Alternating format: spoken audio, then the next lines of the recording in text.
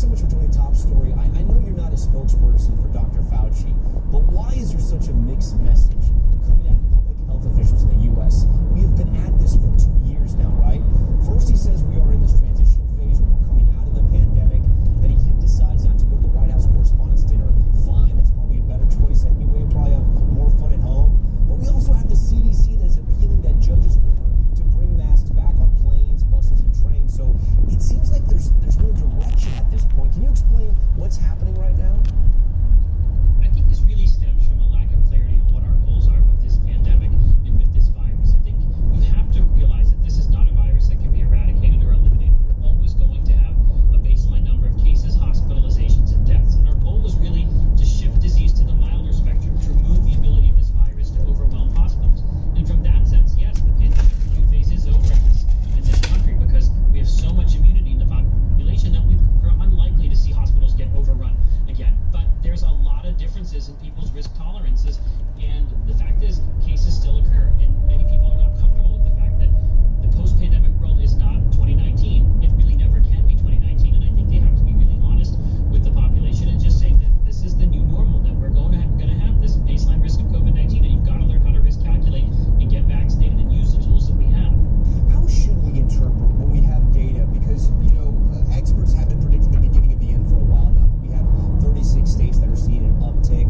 But how should we interpret that? Because I think you brought up some really good points there in your last statements. When we're talking about this and we're reporting this out, cases are on the rise, but the cases obviously are less severe, and the hospitals are not overwhelmed. Exactly. So what we have to do is take our focus off of cases. Cases are going to go up. In 1,000 feet, turn right onto Pence Road.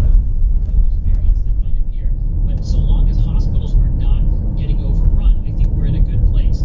So much for the pandemic. So long the pandemic could really focus on cases because cases translated into hospitals in crisis. Now there's been this delinkage or decoupling because of vaccination. Take the next right onto Pence Road. Because of monoclonal antibodies. So we've got to get more attuned to looking at hospitals and hospital capacity to gauge when we should be worried, because we're always going to see cases. And I think that's the problem here, is that so many people are still focused on cases when, from a public health standpoint, a lot of us are now focused on hospitals. Continue on Pence Road for 2 miles. On this second booster, a lot of people they qualify for it, but they're not getting it, right? And then there's other people who say, well, I'm not going to get it. I already got the booster. I got Omicron. I feel like I have the antibodies. What's your take on that second booster? I think it really should be targeted to those that are the highest risk for severe disease. So the immunocompromised, that's one group where I think it makes sense. I don't think the general population, even a healthy 50-year-old who's got one booster, is probably going to benefit much from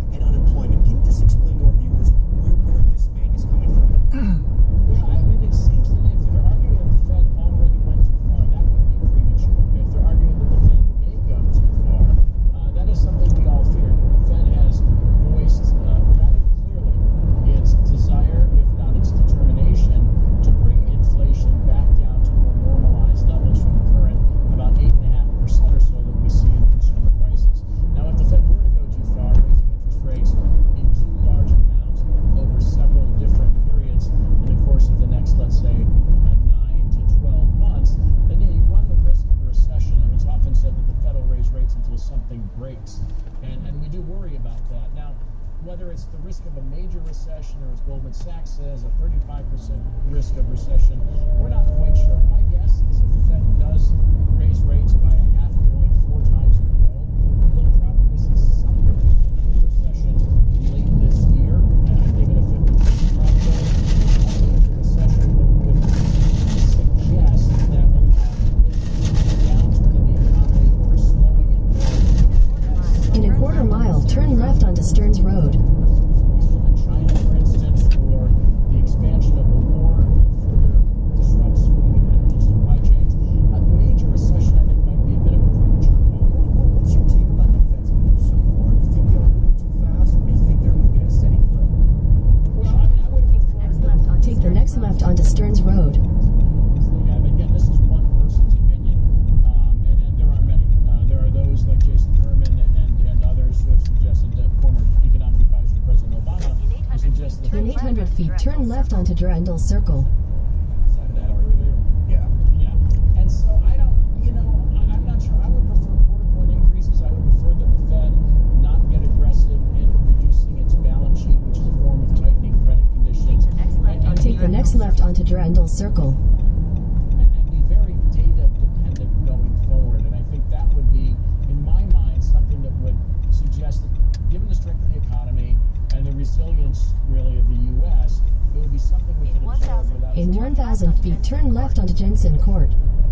skills. I have 2 questions for you, and they are predictions, but they're about the R word, recession.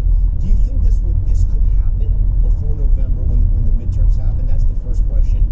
And if so, some banks have predicted this recession could last till 2024. Do you think that's too long, or do you think that's about the right timing on a recession?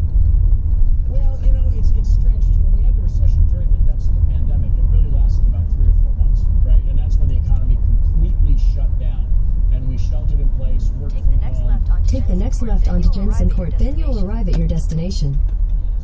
We replaced lost income, and the policy response was as focused and as large as it was. We actually came out of recession pretty quickly. So putting a time frame on it, it's hard to do given the speed with which policymakers can respond.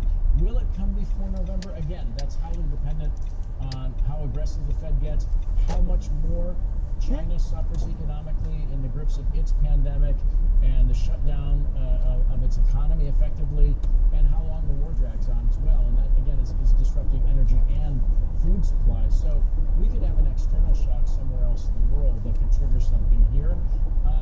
Right now, I would argue that it's 50-50 by the end of the year. I couldn't tell you specifically whether it would happen right before the midterms and kind of alter or exacerbate the political calculus. But, the more aggressive the Fed gets, the more aggressive China gets in locking down its economy, and You've arrived. the longer the war lasts. You've arrived.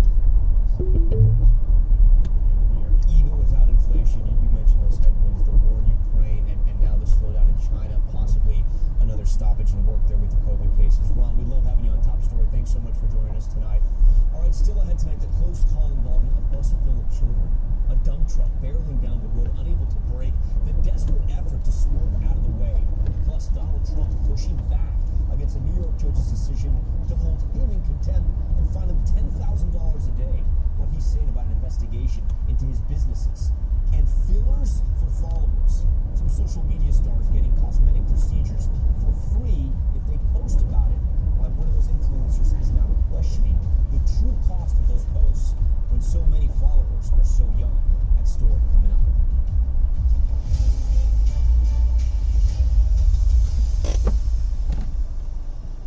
News is happening now. Look at what's making headlines around the world. Whenever it happens, wherever you are, it's here now.